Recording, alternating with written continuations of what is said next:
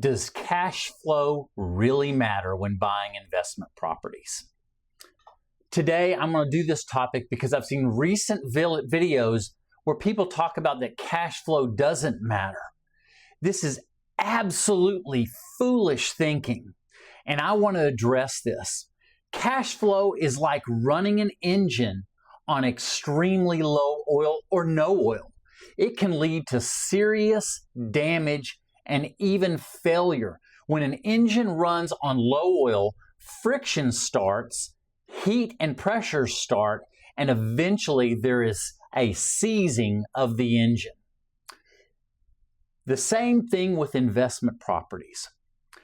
The cash flow is like the oil, the lubricant to your real estate investment vehicle.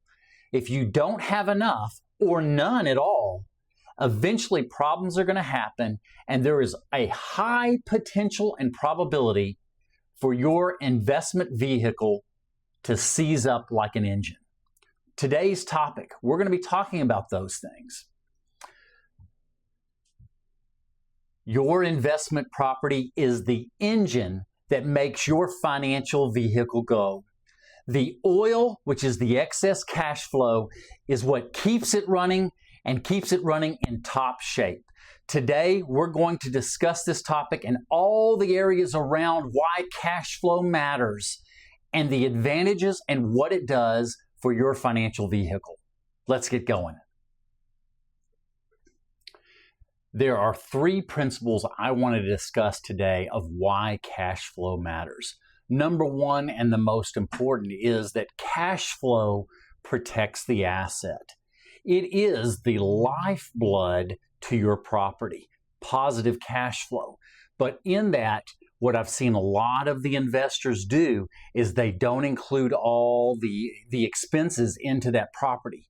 You want to have reserves, not including principal, interest, taxes, and insurance, any other cost to that property for maintenance, if you happen to have an HOA, whatever that is, but also including reserves.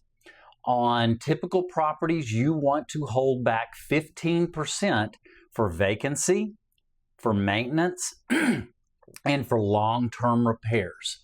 You want to include that, and over and above that is your cash flow, because having those reserves helps you protect your cash flow.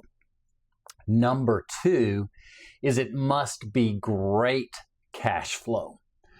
Good is the enemy of great. If average is good, and in our area here in North Texas, average is around 4%, then great has to be significantly higher than that. I'm looking for at minimum 10% cash flow, and in that at least $250 a month. Let's go with that principle. If you had 10% cash flow, let's just give an example. You may have positive cash flow, but you've leveraged it very high, and you say, let's just use the example, you only have $1,000 in the deal and you're making $10 a month. You are receiving a 12% cash on cash return, but the positive cash flow is super thin. What I've seen over the last couple of years is you must have multiple hundreds of dollars of cash flow because expenses have gone up significantly over the last couple of years, especially with property taxes and insurance, and having a higher starting point gives you cushion if some of those expenses go up that you didn't anticipate. So I'm looking for a minimum cash flow of at least $250 a door and at least a 10% return on cash return on the money I have, not including just my principal down, but including all costs to acquire the property.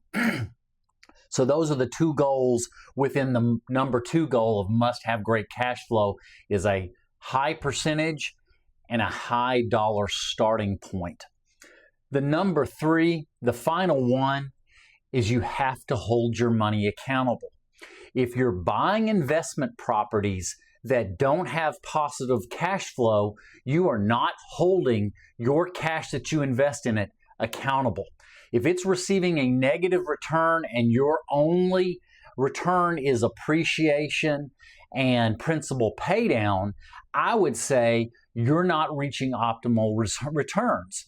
Where the wealthy live is live in percentage of 14% or higher. You can't receive that typically on appreciation and principal paydown year one. I would bet using principal paydown, you're probably in the 5 to 6.5%. Appreciation as an average, even right now, we're probably at 2 to 4% on appreciation at best. The markets today, it's around 0. So I would say you're not holding your money accountable. Those that buy and live by the principle of buying great cash flow live in the principle they hold their money accountable. I'm looking for my internal rate of return to, at very minimum, be 14% or higher. That includes the principal paydown and the cash on cash return. Well, if my cash on cash return is a minimum 10%, most of the time the principal paydown versus the cash that I put in, I'm receiving between 6 and 7%.